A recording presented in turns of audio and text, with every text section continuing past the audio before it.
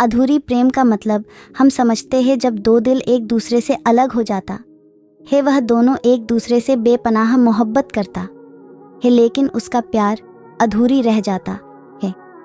पुरोहित और रेशमा की एक अधूरी प्यार की दास्तान जो सोशल मीडिया फेसबुक की माध्यम से शुरू हुई थी। वह दोनों एक दूसरे को हद से भी ज़्यादा मोहब्बत करते थे। पुरोहित और रेशमा बेपनाह मोहब्बत के पीछे एक अधूरी तड़पता हुआ दुख भरी प्यार की दास्तान छुपा है।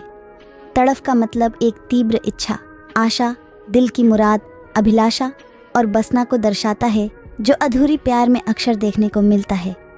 आज की भी कहानी कुछ ऐसा तड़पता हुआ दो दिलों का प्यार की दास्तान है जो आपका भी आंखों में आंसू आ जाएगी। ये कहानी उत्तर प्रदेश की मथुरा जिला आगरा की है जो 2020 में शुरू हुआ था। पुरोहित और रेशमा दोनों ही मथुरा जिला के थे। पुरोहित आगरा की आर्ट्स कॉलेज में सेकेंड ईयर में पढ़ता था और रेशमा मथुरा की एक सरकारी स्कूल क्लास 9th में पढ़ती थी।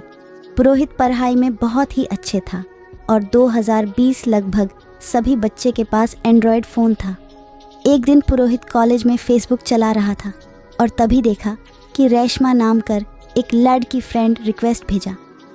पुरोहित ने उसकी प्रोफाइल देखा और वह लड़की फ्रेंड रिक्वेस्ट को एक्सेप्ट कर लिया और हेलो लिखकर भेजा। रेशमा जब देखा कि पुरोहित का मैसेज आया, वह भी रिप्लाई किया। धीरे धीरे वह दोनों एक दूसरे से फेसबुक पर चैटिंग करने लगे और उन दोनों की दोस्ती कुछ ही महीनों में प्यार में बदल गया। रेशमा दूसरे लड़की की तरह बिल्कुल नहीं थी, वह बहुत ही अलग किस्म की थी। कोई भी अनजान आदमी से कोई भी मतलब नहीं रखती थी। वह सिर्फ अपने परिवार और पुरोहित के साथ ही बातें किया करती थी और उसका कोई करीबी दोस्त भी नहीं था जिसे वह बातें कर सके। उसका स्कूल में कुछ सहेली थी मगर उससे पढ़ाई की काम की सिवा और कोई फालतू बात नहीं करता थी। वह अपने मम्मी पापा से बहुत ही प्यार करती थी लेकिन पापा से वह बहुत ही डरती थी।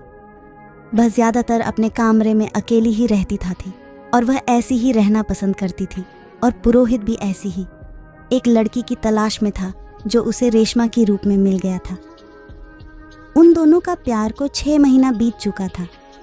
पुरोहित और रेशमा एक दूसरे से बहुत प्यार करने लगे थे।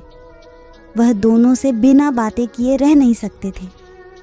रेशमा की कोई भी गलती पुरोहित को बर्दाश्त नहीं होता था और इसको लेकर उन दोनों में काफ़ी बार झगड़ा भी हो गया। पुरोहित रेशमा की हर गलती पर बहुत डांटता था और वह चुप होकर रोने लगती थी। पुरोहित रेशमा को इतना प्यार करता था कि उसकी आंखों में आंसू देखकर उसे भी रोना आ जाता था और पुरोहित उसे चुप करने के लिए प्यार भरी मीठी मीठी बातों से माना लेता था। पुरोहित रेशमा से हमेशा कहता था कि अगर मेरी वजह से तुमको कोई भी दुख पहुंचा तो तुम मुझे माफ़ कर देना। मैं तुम्हारे प्यार में पागल हो चुका हूँ।